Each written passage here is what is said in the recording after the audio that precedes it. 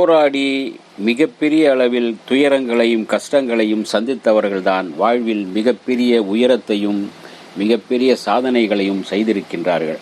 அதற்கு முன் உதாரணமாக இருந்தவர் சமீபத்தில் மறைந்த பிரபல ஹிந்தி பாடகி லதா மங்கேஷ்கர்.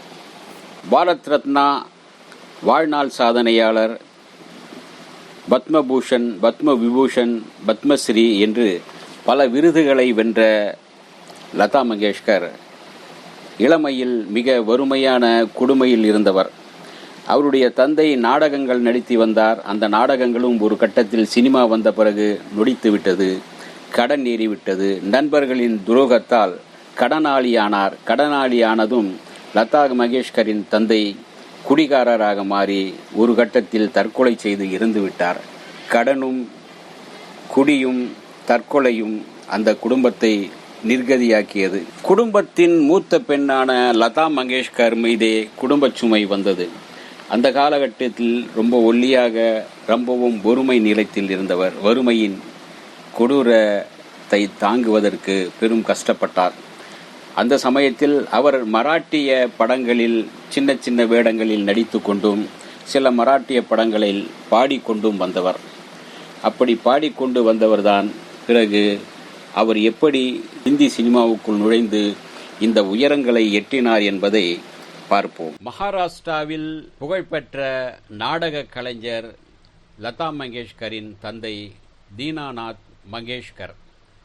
இந்த தம்பதிகளுக்கு செப்டம்பர் 28, 1929 ஆண்டு லதா மங்கேஷ்கர் பிறந்தார். அவருக்கு பெற்றோர் வைத்த பெயர் ஹேமா. செல்லமாக லதா என்று அழைத்தனர்.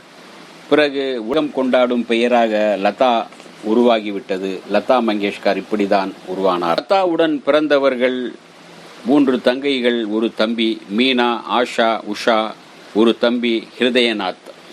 வீட்டுக்கு வருகின்ற கலைஞர்களுக்கு தந்தை தீனாநாத் பாட்டு சொல்லி கொடுத்தார். தந்தையின் பாட்டு கேட்டு கேட்டு வளர்ந்தவர் லதா. 6 வயதிலேயே பாடத் தொடங்கிவிட்டார் லதா. தந்தை நடத்திய நாடகத்தால் நாரதர் வேடம் போடுபவர் வராததால் 7 வயதிலேயே லதா நாரதர் வேடம் ஏற்று நடித்து பாடினார். நாடக உலகில் கொடிகட்டி பறந்த தீனாநாத் மங்கேஷ்கர் வாழ்வில் தோல்விகள் சந்திக்க நேர்ந்தது. சினிமாவின் வருகைக்கு பிறகு நாடகம் ஆட்டம் காண ஆரம்பித்தது. பிரம்மாண்டமாக நாடகம் நடத்த வேண்டும் என்றால் பணம் தேவை. நண்பர்களின் துரோகமும் வீட்டை ஏலம் விடக்கூடிய அளவுக்கு வறுமையும் அவரை கடனில் ஆழ்த்தியது. வீட்டை ஏலத்திற்கு விட்டுவிட்டு கடனில் மூழ்கி போன நிலையில், செல்வாக்கும் இழந்த நிலையில், அவமானத்திற்கு பயந்து வீட்டுக்குள்ளேயே முடங்கினார். குடிக்கு ஆளானார். இப்படியே 1942 தீனாநாத் காலமானார். லதா மங்கேஷ்கரின் தந்தை காலமானதும் லதாவின் மேல் குடும்ப சுமை ஏறியது. மராத்தி சினிமா படங்களில் சின்ன சின்ன வேடங்களில் நடிக்க தொடங்கினார். அதில் வந்த வருமானம் குடும்பத்தை காக்க கை கொடுத்தது. 1947க்கு பின் நடிப்பை விட்டுவிட்டு முறைப்படி சங்கீதம் பயிற்சியை உஸ்தாத் அமீன் அலி கான், உஸ்தாத் அகமத் அலி கான், உஸ்தாத் அமான் கான் ஆகியோரிடம் முறைப்படி சங்கீதம் பெற்றார். மராத்தி படங்களில் நடித்தும் பிறகு பாடவும் ஆரம்பித்தார். தன்னை வளர்த்து கொள்ள தொடங்கினார். ஒரு மராத்தி பாடகியான லதா மங்கேஷ்கர் ஹிந்தி சினிமாவில் அறிமுகமானது எப்படி? அவருடைய வளர்ச்சிக்கு காரணமானவர் யார்? அவருக்கு வழிகாட்டியவர் யார்? அவர்தான் ஹிந்தி திரையுலகின் இசை மேதை நௌஷாத். MS விஸ்வநாதன், இளையராஜா, AR ரஹ்மான் போன்ற மிகப்பெரிய ஆளுமைகள், இசையமைப்பாளர்கள் எல்லாம் மரியாதை செய்யும், தன்னுடைய மானசீக குருவாக சொல்லும் இசை மேதைதான் நௌஷாத் அலி கான். அவர் ஹிந்தி சினிமாவில் லதாவை அறிமுகம் செய்த அந்த அனுபவத்தை சொன்னார். 1948 ஒரு நாள் என்னிடம் வேலை பார்க்கும் பையன் என்னை பார்க்க ஒரு பெண் வந்திருப்பதாக சொன்னான். அவள் மராத்தி படங்களுக்கு கோரஸ் பாடும் பெண். ஹிந்தி பாடல்கள் பாட ஆசைப்படுவதாக சொன்னான். சரி, அழைத்து வா என்று சொன்னேன். மெலிந்த அந்த இளம் பெண் கொஞ்சம் அழுக்கான சேலை உடுத்தியிருந்தார். ரப்பர் செருப்புடன் தயங்கியபடி வந்து நாற்காலியில் அமர்ந்தாள்.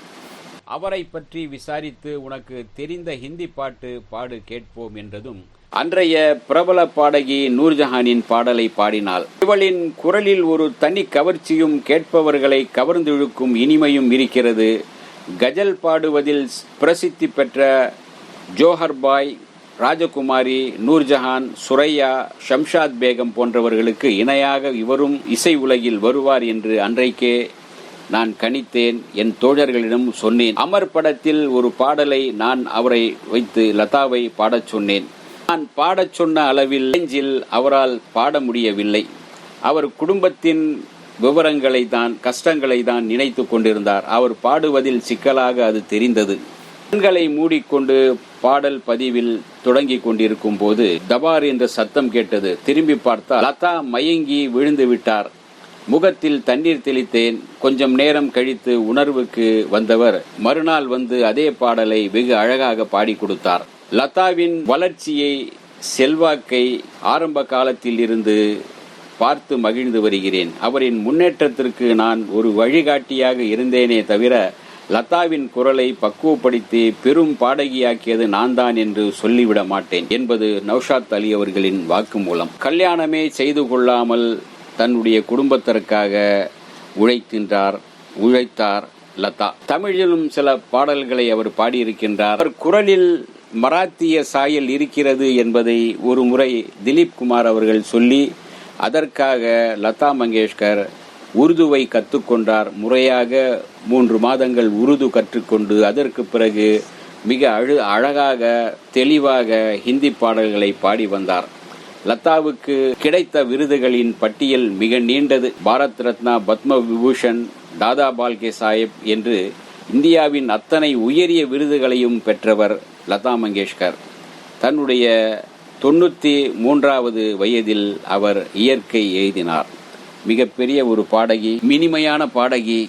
அவரின் குரலை பாடுவதை நிறுத்தி கொண்டார். லதா மறைந்து விட்டாலும் அவருடைய பாடல்கள் இன்றைக்கும் நம்முடைய செவிகளை இனிமையாக்கி கொண்டுதான் இருக்கின்றன, குளிர்வித்து கொண்டுதான் இருக்கின்றன என்றுதான் சொல்ல வேண்டும். இந்தி சினிமாவில் 30,000க்கும் மேற்பட்ட பாடல்களை பாடியவர் லதா என்பது குறிப்பிடத்தக்கது. இந்த வீடியோ உங்களுக்கு பிடிச்சிருந்தா லைக் பண்ணுங்க, ஷேர் பண்ணுங்க, கமெண்ட் பண்ணுங்க, சப்ஸ்கிரைப் பண்ணுங்க, மறக்காம பெல் ஐகானை கிளிக் பண்ணுங்க.